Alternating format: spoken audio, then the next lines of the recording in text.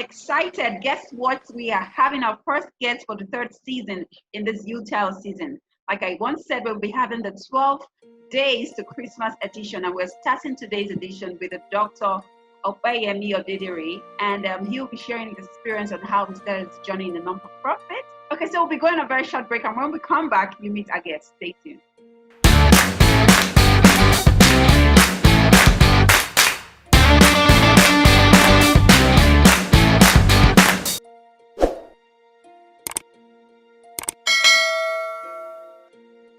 All right, so welcome back, and if you're just joining us, this is the Magwitch Consult Media chat room on humans and development, conversations on how they started their journey in the non-for-profit. And my name is Faith Afolabi, and I'm your host for today. And with me today is Dr. Opeyemi Odedere. He's the country director of an international organization. I have had the opportunity to work with him in an international organization as well. And he's been very passionate in his work in improving lives in the community in various aspects in health. So let's get to meet you.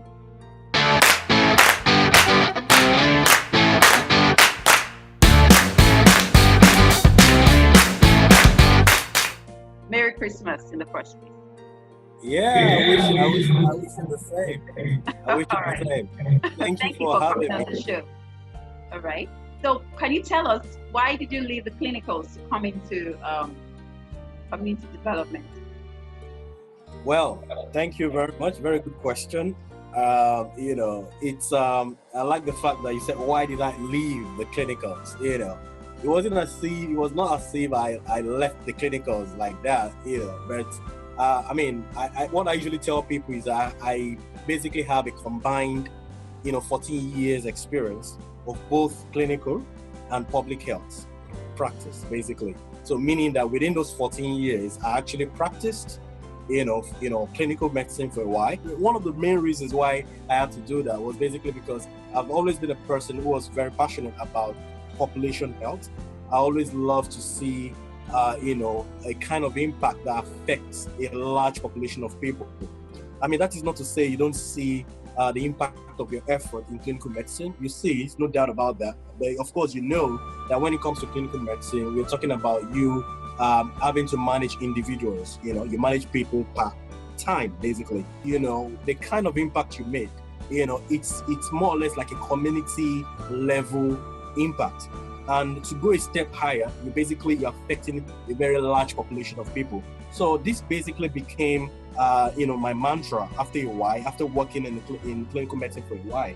It became a mantra for me that I had to go the way of population health, So, and that was what led me to, to go a step, further in my education, whereby I had to go for a master's in public health. So that I can say that was like the starting point. After my master's, that was what led me into the public health space, and everything is history right now, So that was how it started. It started from me going for my MPH. After 1.5 years, I finished my MPH, and of course, after that, I came back to Nigeria, and that was how I started my career. And since then, I've been within this space. Okay, so do you regret any moments of it? Have you thought about, oh, I shouldn't be here, I should be in the hospital? No. Well, not at all. I would say no, because the truth is that for me personally, it was also because I knew what I was going for. You understand what I'm saying? It was something that I'd always been passionate about. Even before I left medical school, it was something that I always wanted to find myself within that space, So after a while, that old public health still came back knocking on me. And I just knew that it was time, for me to start that process. And I just needed, and one of the ways of doing that was for me to, go for my graduate studies, So after my graduate studies, all I needed to do was to start, start with my experience, the experience that I had to gather in the first NGO that I worked with, So really, I can't say, I don't think I regret anything, really. It's been interesting and also rewarding. Yeah. All right, yes, you can say that again. So, Doc, we'll be going on a very short break, and when we come back, we'll continue. Stay tuned.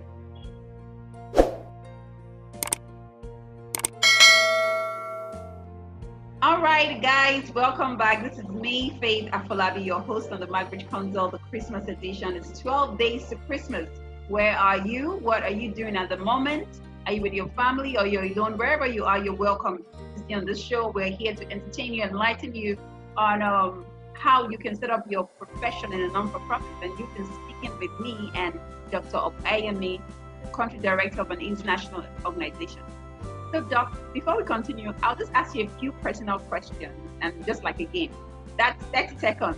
Your time starts now. Have you seen a tornado before? Yes or no? No. Okay. Have you thrown up in an airplane before? No. Okay. So, have you dressed up in a medieval costume before? No. No. Okay. Were you born in a foreign country? No. Have you been to a Madonna concert before? No. Okay, any concert at all? Have you been to any concert at all? What's the name of this artist again? D'banj. Oh, okay, the band. That should be in Nigeria. In Nigeria, absolutely. Yeah. Okay. So have you gotten a reading from a psychic before? No. That's crazy. Okay. Thank you very much. So we'll continue on our plan. So Okay. a lot of young people come to me and they want to know how they can set up a career in non-for-profit. So I just want to hear from you. What advice would you give to such a person if someone walks up to you and they want to start up a career in non-for-profit? Well, I think having a career within this particular space is like you trying to venture into any other endeavor. There's always a particular there are some certain factors you always have to consider, if you want to venture into anything. And what are those factors? What are you passionate about, really? Is also key here. Because it's an NGO, it's a different kind of space, does not take out the fundamentals of making decisions of life. Decisions of life is all about what are you passionate about, really. So that fundamental question has to be asked. What are you passionate about? Are you passionate about taking care of people? Are you passionate about being selfless? Are you passionate about being an advocate?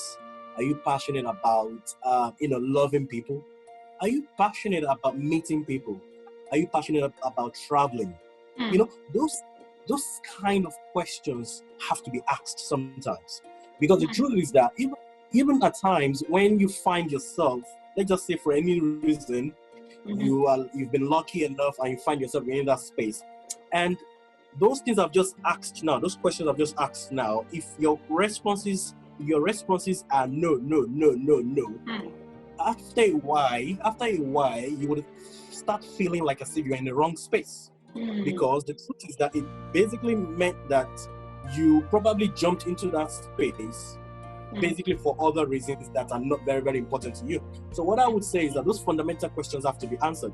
What are you passionate about? If you have been able to answer all those questions and you've been able to check all the boxes, and maybe out of 5 or 10 questions, you're able to answer about 6, 7, then fine. Then that's the starting point.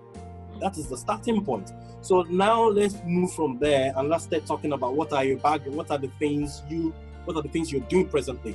Do you get what I'm saying now? For example, what's your background? The truth is that if you want to find yourself, within an NGO space, first thing first, what are the kind of things you do? Do you have a medical background? Are you someone whose background is in medical sciences? That's one. Are you into advocacy? Are you into data management? Are you into, all sort of things? What are those? Because the reason why I'm saying all this is basically because, when it comes to NGO, it's a multidisciplinary institution. Multidisciplinary.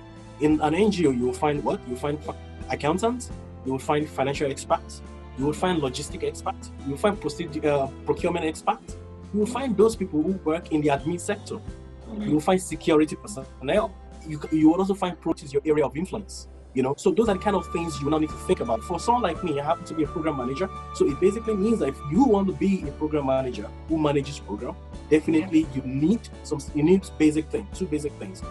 Well, number one, you need experience. Number two, you need higher learning. What do I mean by higher learning? You know, besides your primary undergraduate studies, you should also be able to go through some higher learnings. You know, perhaps maybe have an MBA or have an MPH. You know, MPH means Masters in Public Health. MBA means Masters in Business Administration. You know, this will definitely help you to be able to start a career in an NGO. So, yeah, so those two components are very key. What do I mean by experience? Basically, because there are some people who actually started in an NGO as volunteers, and they were able to rise through the rank. They were able to rise through the rank, even though they started as volunteers. The reason was basically because they were able to learn. They were able to learn, you know, why in the organization. You know, even though they started as volunteers. You know, so which means that experience is also key. Oh, wonderful. Experience is also key. You know, if you're able to gather experience over a period of time, you know, it makes a lot of sense. So imagine you marry experience with higher learning. It will go a very long way.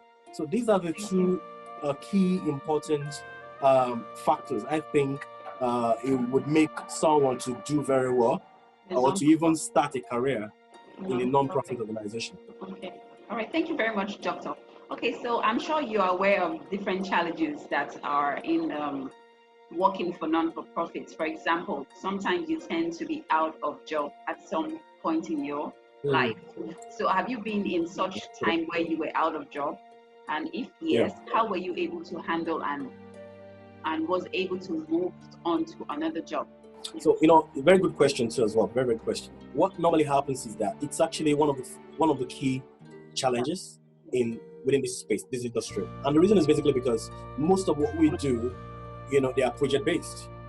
You know, which means that they have the beginning and they also have an end. Yeah. Are you getting me?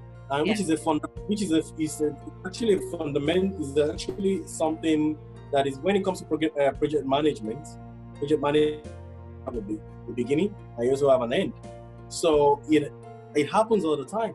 So what I tell people, you're building up your network. You're building the network with people that are in other field. You know, the reason is basically because, you know, those people you're building connections with, you will definitely have a kind of link with them at some point. Yeah. You know, and the fact that you're not in the same project, it means that even if your project ends, there's a possibility that they will still be working. And there's always a way by which you guys can always link each other up within the same network. That network is very, very key.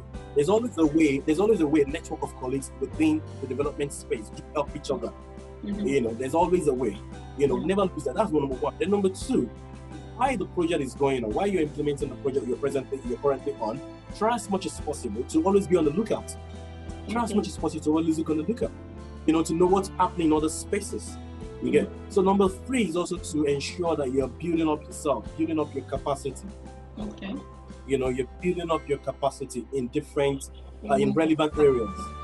You know, building up of capacity is very, very key. Building up your capacity, especially in relevant areas, you know, in what you are working on in your field and things like that. And the reason is because so that you'll be very, very relevant. You're very, very relevant to your space, you know. And number four is try as much as possible to be conversant with new things. Conversant with new things, new happenings, things going on within your space. You know, there was a time when HIV/AIDS was like the in thing, right? HIV/AIDS is still very relevant, no doubt about that. But there are a lot of other new areas of health development now.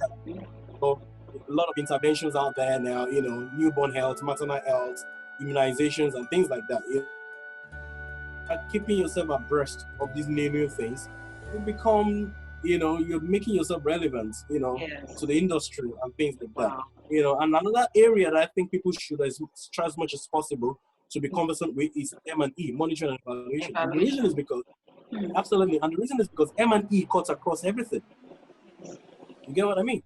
M&E cuts across everything, monitoring and evaluation. Okay?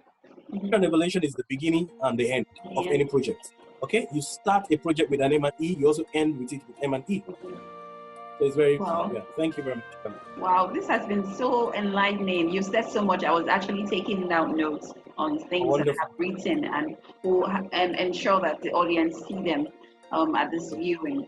So I'm going to go to the last question, and we'll call it a day. So do you have mentors that have mentored you through this journey? And if yes, how were you able to get them, and how would you advise someone out there? Oh, okay. Wow, that's a very good question. Again, you've been asking some very wonderful questions today. I want the audience to learn. Basically, want to inspire people to do great things. This last one is very key. It's very, very key, really. And because a lot of people do think that until you have a physical person mentoring you, that is when you have a mentor. Yes. I can tell you for free that most of my mentors are actually mentors that I encountered online. And most of them online mentors. Online. Yeah, absolutely. Most of my mentors are online. And these people, they converse with you, or you just learn from their processes? Do they converse with you? Some of them do. Okay. No, some of them do. Okay. Some of them do. Okay. But not all of them. So, and this is where I go about it, and we have a very good tool for that, really, and that's LinkedIn. LinkedIn. And what do I do with LinkedIn? I go to LinkedIn and I search for people that are within my space who probably do the same thing that I do. I search for what they are into presently, what are their skill sets are they similar to my skill set? If they are different, if their skill sets are different from my skill set, what is the gap? What are those additional skill sets that those people have? And I will look through their profile and I reach out to them via messages. I send messages to them, and some of them do reply, not all of them. And when some don't reply, don't feel too bad about it. You can actually learn from their profile a lot. What that does sometimes is that it inspires you. It inspires you to be able to think like to yourself that, okay, if this person can achieve it, I can also achieve the same thing. Do you get? So that's one thing I do. I do that. Then of course the physical mentors. But like I said before, I have more of online mentors than physical mentors. Okay. So, and the physical mentors, of those ones, they could be people at your workplace. Okay, they could be people at your workplace. They could be people that you knew when you were in school, and they could also be people that are within your network. Who are doing great things, doing wonderful things, and you just like what they do, and you just want to move close to them to learn from them. Then number 3 is for you to read books. Read books of people who you would like to become. Read books, okay. Books written by people that you would like to imitate, people that you would like to become like them. Wow. Wow. So these are basically the things I advise people to do when it comes to issue of mentoring. It's very, very key.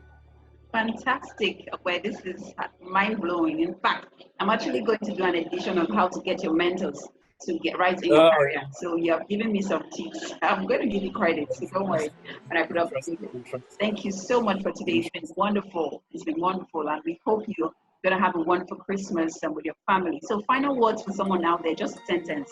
What would you tell someone that has been searching and searching and hasn't been able to get through? So what would you tell the person on the call today? Well, what I would say is that, just keep at it. Keep doing what you need to do. Keep doing it. Never think that, you are not doing the right thing. Once you're convinced that you're doing the right thing, just keep doing it. The universe will bless your effort.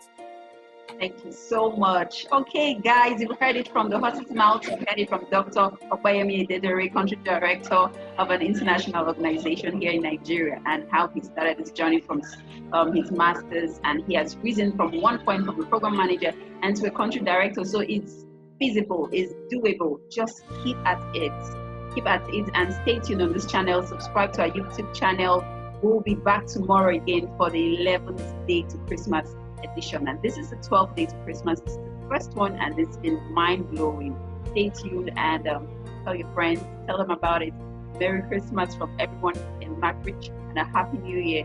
Have a wonderful week ahead and holiday. Stay safe, most important. So thank you, Doctor. Thank you so much for coming, and I hope to have you again. You have a wonderful Christmas with your family, and a Happy New Year in advance. Thank you. It's a pleasure. Thank you. Thank you for having me. Bye.